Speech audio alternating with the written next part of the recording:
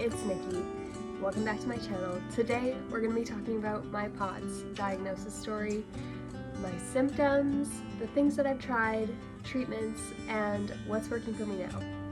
Because October is Dysautonomia Awareness Month, and so I feel like I've shared a little bit on my channel about POTS. I don't know if I've shared my diagnosis story or not, but I'm going to do this now in raising awareness for dysautonomia. So what is dysautonomia? I can't say that. What is dysautonomia? I'm so bad at describing things, so you should probably just Google it, or I'll put it in the bottom right here. But basically, it's when something in your autonomic nervous system isn't functioning properly, which often affects the way that you regulate heart rate and different things like that. There's a bunch of different kinds, but the kind that I'm going to be talking about today is POTS. So POTS stands for Postural Orthostatic Tachycardia Syndrome.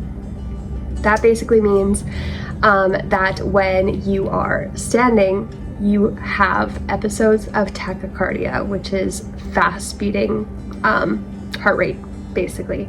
It can also include a drop in blood pressure and a variety of symptoms. So my story goes back to when I was 13.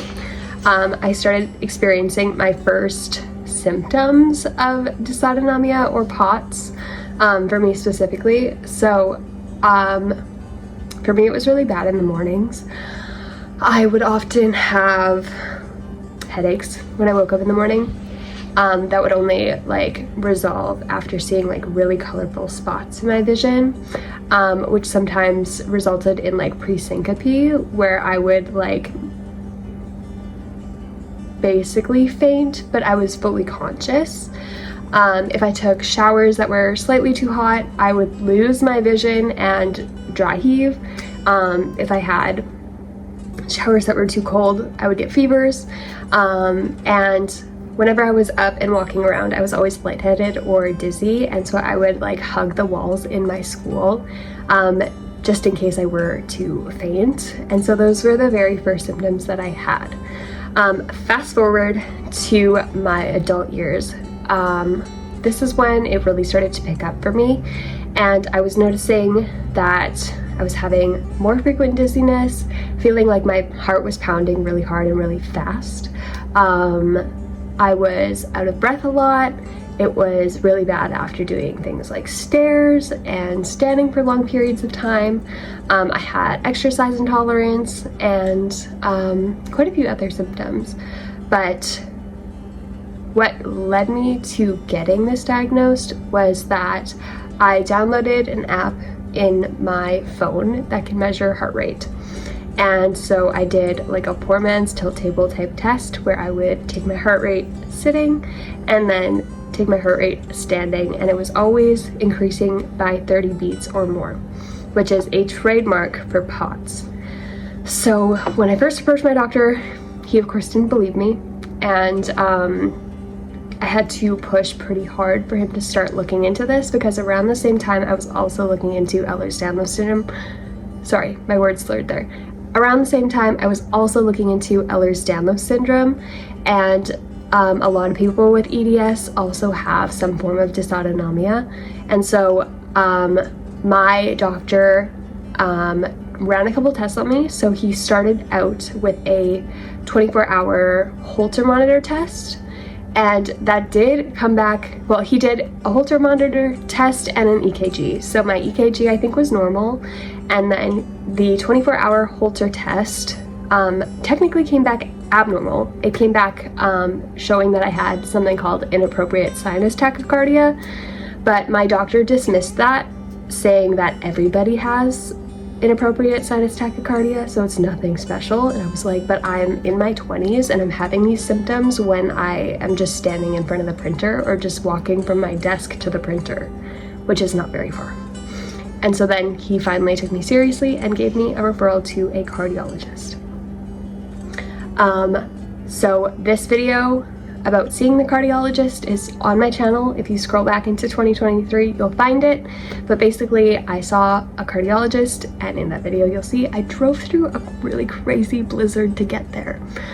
Technically the roads were closed and I drove anyways, but I was desperate. And so at that appointment, he asked my symptoms, and he also did a poor man's tilt table test on me, and I had the classic symptoms of POTS. My heart rate was jumping more than 30 beats, and my blood pressure was also dropping pretty significantly upon standing. And so then I received the diagnosis of POTS. Okay, so let's go into the things that I tried. So as soon as I was diagnosed with POTS, then he put me on a medication called Midodrine, which is a blood pressure medication. So what it's meant to do is increase your blood pressure, which will hopefully then bring down your heart rate. So I started on that, and I was taking it 3 times a day. It was working for me for quite a while, but as my symptoms continued to increase, it was evident that I needed something more. And so my cardiologist had just told me to follow up with my family doctor. And my family doctor didn't know anything about POTS, and so he didn't really know how to help me, but he did prescribe me one medication and also tried me on compression socks. So I tried out compression socks for a while, and I didn't really notice a difference in it decreasing my heart rate, and so that didn't really work for me. I did try the medication, which the one that I tried next on top of Midodrine was ivabradine, and that was meant to like decrease heart rate. And so that one worked very effectively for me, because my heart rate before starting that medication would jump into the 200s after a shower. And this dropped it into not jumping over like 180, which doesn't sound like much, but that was pretty significant. But I did have to decrease my dose because I was having bradycardia, which is the opposite of tachycardia, in the evenings when I would be resting. So that's when your heart rate is very, very slow, which also causes like chest pain, shortness of breath, palpitations, that kind of thing. And so I decreased my dosage. But I was noticing that I still wasn't able to do activities. I was still struggling with lots of triggers when I would shower, when I would just stand up, when I would try to do things in the kitchen. It got to a point where I was basically bedbound, and so I really couldn't do much activity-wise, and my heart rate every time I would get up would jump like almost 100 beats, which is really, really bad considering that I was on 2 medications at this point.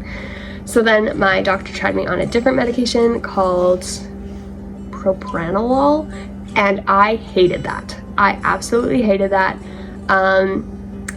I don't deal with depression, and that was the only time that I felt depressed and also like paranoid, and I didn't have like what's the word? It slowed my reaction time. Like I almost got into so many car accidents, which is not something that I deal with typically. Like I'm a very cautious driver, but there were so many times where I couldn't make conscious like decisions, and it would almost get me into wrecks, which was bad. So I stopped that medication and just continued to go on with my life. Of course, I did try various forms of getting in more salt, and so I did Saltstick tablets, which I do really like and I do recommend them. And I also did like, I've tried Liquid IV, I've tried BioSteel, just various like electrolyte drinks, but I only ever noticed it like kind of help my symptoms, but I didn't notice it bring down my heart rate. And so it was very evident that I needed something more. And so my GI doctor was the one who actually referred me to a neurologist, because she was wondering if maybe some of the GI issues I was dealing with could possibly be linked to my POTS. And so she sent me to a neurologist, and this was the best decision that could have been made for me, because this neurologist was amazing. Like, he looked at my body as a whole, and he like treats each condition accordingly. Like, he will not leave me feeling a certain way unless we've tried things for it. And so that's kind of its own story, but I mostly saw him because of my POTS. And so he went through my history, and he did tests on me, and he was like, you're on 2 medications, you've tried all these other things that should be lowering your heart rate, and it's not doing enough. And so my POTS was actually labeled as treatment resistant, and he decided to put me on another medication called mastinin, which I take 3 times a day, on top of the other 2 that I was already taking. And he also decided that because my POTS was deemed treatment resistant, that we needed to really hit hard, and he decided to go ahead and try me for IVIG. And so IVIG is IV immunoglobulin. It's a blood product. So he wanted to know if maybe there was some sort of immune condition that we don't know of maybe in my body that could be causing my POTS. And that's why he put me on, that's why he decided to try me on IVIG. And so I started IVIG of June of this year, and the first like 2-3 rounds of it, like I would go every month and like for 2 days back to back. And at first I didn't notice a big difference. I would notice a very short burst of increased energy, and sometimes like a couple days of really good POTS days, but then it would just go back to what it was until my 4th round. This also has to do with, we don't know if this has to do with me getting a feeding tube, or if the IVIG just finally started working, or if it was a combo of the 2, but my POTS finally started responding to my medication. So now, present, I am still on those 3 medications. I'm still doing IVIG. Something else I didn't mention is I also do IV fluids, just because summer was brutal for me, and we decided that that would be helpful for me because I'm not really able to take in much orally even still, and so that's why we decided to do IV fluids as well. So I do that once a month. So a combo of those things, my POTS is now responding to medication, which is incredible. Like, I thought my watch was broken. I use an app called Tachymon on my Apple Watch, which if you don't have it, this isn't like sponsored or anything, but if you have POTS, I would highly recommend that you get the app Tachymon for your Apple Watch, because it has some really great features for those of you that have POTS. One of my favorite features is that you can set your like parameters, so how many beats. So I set mine as a minimum of 30, and then my second one is 50, and same with like your lower parameters, 30 and 50. And so your watch will vibrate when you jump 30 beats or more, which is really nice because it's a reminder to like slow down, sit down, take a break. And it also just helps you know where you're at. And so I really love that app because it let me know just how bad my POTS was, and also like how much better it's doing now, which is so amazing. Like, okay, like I said before, standing up and doing things, like before my heart rate would get up to like 170 before my meds would kick in, and then even on those 3 meds, IVIG and IV fluids, it was jumping to like 130, 140. And so that was like not great. And now my heart rate will spike maybe to 115, 120 when it's like triggered by something, but I can now stand in place and have a conversation with someone, and my heart rate on my medication, let's be clear, on my medication. Before my medication, we're still like spiking to 130 and up, but as soon as my meds kick in, I can stand and have a conversation with someone, and my heart rate will be under 100. That is insane. Like, I had an appointment with my neurologist recently, and we were both shocked that I stood there for like 5 minutes talking with him while I had the blood pressure cuff and the heart rate monitor on. And my heart rate after that, like, my heart rate sitting was 83, I think. My heart rate upon standing was 91, which normally it would have absolutely rocketed. He left me standing there for 5 minutes, and my heart rate had dropped to 81. So I'm happy to say that my heart rate, my POTS, is finally being managed, and I definitely feel the difference. I still have POTS, let's be clear. Like, I think every person that has a chronic condition, as soon as they're doing well, they try to convince themselves in their head that they don't actually have it, or they were being dramatic. But I still have POTS, even though I'm not having as many symptoms of it right now. I still have POTS. And without these medications, without these interventions, without IVIG, without IV fluids, without any of these things, I wouldn't be managing it well. It would be exactly what it was. But thankfully, I've been able to manage it, and I'm so grateful. So yeah, that kind of turned into a bit more of a ramble session than I wanted it to, but I hope that this video was helpful for you. I'm gonna link a couple of the products down below that I mentioned, just so that you know the things that I tried and the things that did work for me. That way you can find them. And yeah, don't forget to give this video a like, especially if you are a fellow Potsy.